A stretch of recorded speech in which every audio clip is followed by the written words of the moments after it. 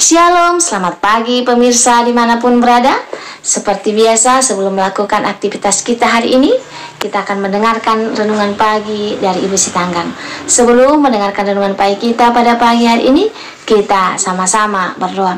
Bapa yang baik yang bertahta dalam kerajaan surga, kami mengucap syukur Tuhan buat berkat yang boleh kami rasakan. Pada pagi hari ini kami boleh bangun dalam keadaan sehat. Sebentar Tuhan, kami akan mendengarkan firman-Mu melalui renungan pagi. Biarlah firman yang kami dengarkan kami dapat mengerti dan kami lakukan dalam kehidupan kami. Berkati umat Tuhan, pemirsa dimanapun berada. Biarlah berkat kesehatan, rezeki yang daripada-Mu boleh bagian mereka sepanjang hari ini. Mohon ampun dosa pelanggan kami, karena kami berdoa dalam nama Yesus yang menebus kami dalam dosa. Amin. Sebelum saya melanjutkan renungan pagi kita pada pagi hari ini, saya minta bantuan saudara-saudara untuk tekan tombol like dan subscribe. Jangan lupa komen hingga saya lebih semangat dalam menyampaikan firman Tuhan, dan firman Tuhan boleh sampai kepada teman-teman setiap hari. Terima kasih, Tuhan memberkati. Judul renungan pagi kita pada pagi hari ini, terbelenggu masa lalu. Ayat intinya saya ambil dari Lukas 9 ayat 62. Setiap orang yang bersiap untuk membajak tetapi menoleh ke belakang tidak layak untuk kerajaan Allah. Di bawah kepemimpinan Musa, bangsa Israel keluar dari perbudakan di Mesir.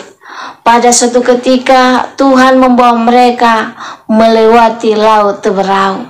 Dengan kuasanya yang ajaib, Tuhan membelah laut itu menjadi tanah yang kering, sehingga seluruh orang Israel berjalan di tengah-tengah laut yang kering, sedang kiri kanan mereka itu sebagai tembok bagi mereka.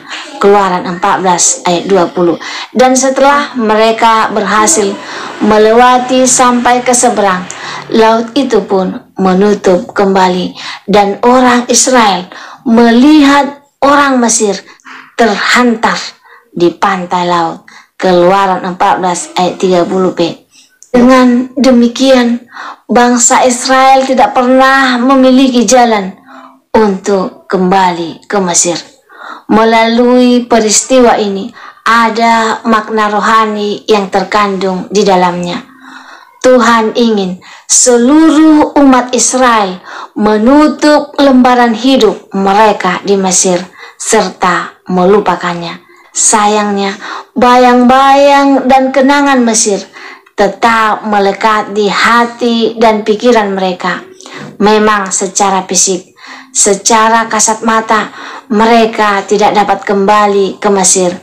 Namun dalam hal roh dan pikiran, mereka tidak siap menutup pintu kehidupan masa lalu mereka di Mesir. Mereka tidak melepaskan bayangan masa lalu, dan mereka tetap bermental budak. Akhirnya mereka tidak pernah mencapai garis akhir, dan hampir semua orang yang keluar dari Mesir akhirnya mati di padang gurun sebelum mencapai Kanaan. Untuk menikmati Kanaan, mereka harus bersedia melepaskan jubah seorang budak dan mau mengenakan jubah seorang anak-anak Allah. Mengubah pola pikir kita dari status sebagai budak menjadi seorang anak. Dan karena kamu adalah anak, maka anaknya ada di dalam hati yang berseru, "Ya Aba, ya Bapa." Jadi kamu bukan lagi hamba, melainkan anak. Jikalau kamu anak, maka kamu juga adalah ahli waris oleh Allah. Galatia 4 ayat 6 sampai 7. Oleh karena itu Tuhan Yesus berkata, setiap orang yang siap untuk membajak tetapi menoleh ke belakang tidak layak untuk kerajaan Allah. Sampai saat ini masih banyak orang Kristen yang hidup dengan bayang-bayang masa lalu. Mereka tidak mau menutup lembaran masa lalunya, sehingga masa lalu itu terus mengejar dan menghantui setiap saat. Kita harus mengarahkan pandangan kita ke depan dan jangan pernah menoleh ke belakang, sehingga kita boleh hidup lebih baik.